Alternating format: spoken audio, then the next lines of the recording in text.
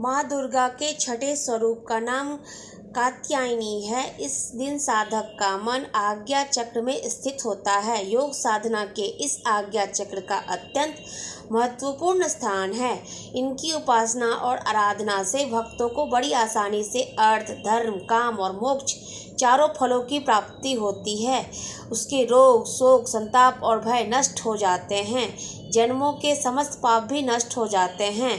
कात्य गोत्र में विश्व प्रसिद्ध महर्षि कात्यायन ने भगवती पराम्बा की उपासना की, कठिन तपस्या की।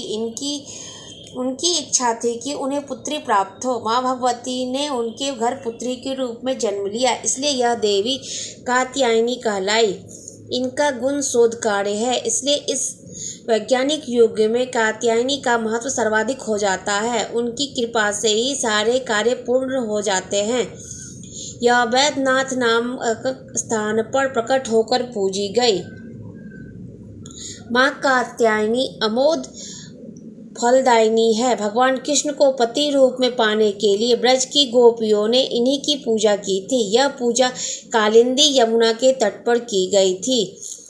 यह ब्रजमंडल की अधिष्ठात्री देवी के रूप में प्रतिष्ठित है। इनका स्वरूप अत्यंत भव्य और दिव्य है। यह स्वर्ण के समान चमकीली है और भास्वर है। उनकी 4 भुजाएं हैं। दाईं तरफ का ऊपर वाला हाथ अभय मुद्रा में है तथा नीचे वाला हाथ वर मुद्रा में।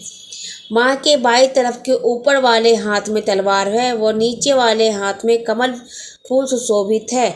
इनका वाहन भी सिंह है। इनकी उपासना और आराधना से भक्तों को बड़ी आसानी से अर्थ, धर्म, काम और मोक्ष चारों फलों की प्राप्ति होती है। उसके रोग, शोक, संताप और भय नष्ट हो जाते हैं। जन्मों के समस्त पाप भी नष्ट हो जाते हैं। इसलिए कहा जाता है कि इस देवी की उपासना से करने से परम पद की प्राप्ति होती है।